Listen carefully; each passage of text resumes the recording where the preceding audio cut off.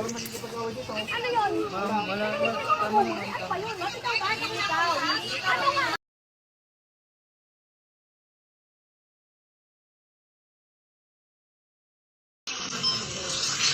Kung paano niyo po i-manipulate yung ibang tao para siraan ako po.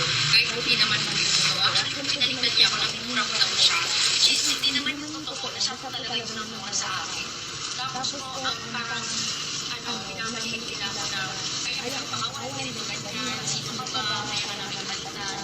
Kasi po, ang pinaka-exact reason ko talaga, kasi Helena po kasi yung nagsabi sa akin, huwag mo ako mag-stay sa family nila. So, as a teacher, syempre nag-teacher ako na bakit hindi siya bata? Tapos kasi anak lang siya ngayon siya, bakit siya nagsasabi sa akin? Kasi hindi matitira ko. Ang hindi lang talaga tanggap, paano naman ko naging yung iba, paano ko sakurain yung araw-araw ko sa mga na hindi ako pinapansin mo ako. Kasi dahil sa mga pinagsasabihan na hindi naman totoo, naminula ko daw siya. It's very bad. Kasi siya po yung nagbunga talaga sa akin. Alam niyo naman ang idea. Saka sabihin mo mga pinagsasabi mo sa akin, yung nakabago ka pala sa kanya, nung bagong-pasok ko sa akin, narinig ko yung mga pinagsasabi nila kay Sherina. Sobrang laki ng muna, kamayabang, pinagtatawanan nila. So, ito, sasabihin mo talaga yung totoo. Kaya yung mga time na parang galit ka sa akin, Sherina, yun na, pinag-manipulate ka diba nila, na ganito si Ella, palasagot, bastos. Sabi ko, may time talaga na dadating na may intindihan mo rin. So, ayun, naintindihan ko noon. Naintindihan ko kung paano nila masiraan. Kasi nung papapasok pa lang talaga ako, alam ko na kung ano yung mga pangit na sinabi nila kay Sherry, mapagawas ng tingin. Kasi nagulat din ako na-pressure ako kasi hindi talaga sila mag-magbabas. Kahit may right lang na. Pero okay lang naman yun. Ang pagkakas talaga gusto ko. Hindi ko rin tanggap yung ano, pinuha niya po sa mga. Pero may narinig ako dito ng binugbog. Hindi yung binugbog dito ng alam ba ni Juan is gusto ka doon? Yung iba po yung para sa ayaw namin lumaki naman na eh. Pero dapat sinasabi na. Andito ba yung mga babae? Ano yung binugbog? May binugbog dito eh. Wait lang. Totoo lang sabihin ko na sa lahat ng babae dito ah. Sobrang nahihigit ako sa inyong lahat. Kasi pumasok kayo dito.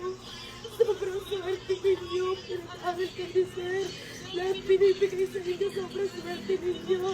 Hindi nyo napagdahanan na sa mga napagdahanan ko. Na araw-araw mo iisipin kung bakit.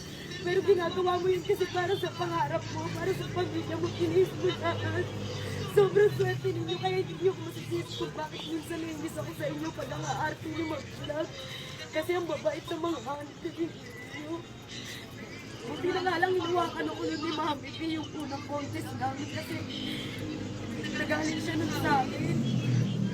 Buti na lang pinitawan ako. Ay, buti na lang hinawakan ako ni Mami P kasi wala na doon pumipili sa akin yung pageant. Si Ate Riri sobrang dami niyang hawakan. Pinapamukha niya pa nun sa akin. May hawak sa'yo. Kung tawa ka naman, walang hawak sa'yo. Buti na si Mami P. Bakit yung mga handle mo kayo na yun? Hindi ba okay nag-ano mo kayo? Naging relationship mo? Yung ba yung sinasabi ko naluloko? Yan ba yun?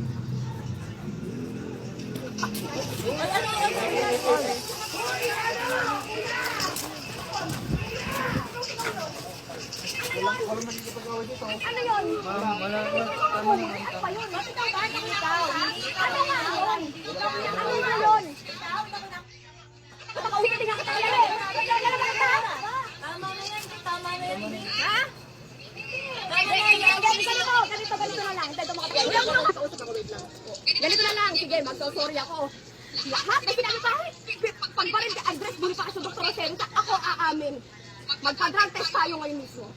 Sa buhok, basta. Pag nag-next, teka ba kasi nagtala ka na galing. Pag Gago! Hindi ko sinabi ikaw! Isa-isa, be, lahat na kayo sabay-sabay. Isa-isa lang, be. Huwag ka din magtaas ng boses. Bakit ka nagwawala? Ang purpose niya kasi marami pong nagsumbong sa kanya at humihingi po ng tulong. Na-set up to eh! Bakit? Bakit na-set up ka? Ikaw ba'y na-set up? set up ang huwag mo akong idamay dito, B. Ano ba? Nagsasorry ako! Nagwawala kayo pag drugs ng alive. Ganito na lang, pag nag-negative, magsasorry. May karapatan ka ni Monica, tumigil ka na. Kahit ako may karapatan. Pag nag-negative, pag nagwawala kayo, kapatid ka pang drugs! Tama na. Sarili mo ang kapatid, hindi mo magtanggol. Buntes, di ba? Yung pera, di ba mga screenshot mo? Nakaawa ka sa kapatid mo kaya ina na buntis. Tigilan niyo si Monica, putang ina. Meron na naman tatanggol dito. Ako wala na. Tama na away nila to. Mukhang kayo mga tao sa paligid na tama na, be. Gusto mo ng drug test? Wala naman ang mapatunayan. Isumungat ang umalis para umalis sila dito. Yung mga bata na susungin dito sa'yo, sabihin natin sa kanila ng maayos. Yung sa kapatid nila, ina-address naman natin. Kasi nga, ako, nanay ako may buntis dito. Be, alam mo kasi kung makikipagsigawan ka sa mga screenshot ka ng sarili mo kapatid, Yuki. Screenshot yan, monetization. Hawak ng page. Alam niyo naman yan, be. Be, sarili problema ng pamilya niyo yan. Alam niyo na yan, kayo mismo ang kakago na yan. Monica, tama na, be. Magsasorry nga sana ako kung mag-negative ng test. Kaya nga Pero kasi kung nga. magpa-positive, isosoli niya sana lahat ng monetization ng kapatid niya. Para naman may mapakinabangan. Alam mo, be, live na to. Walang edit to. This cannot be undone. Alam mo yung kind of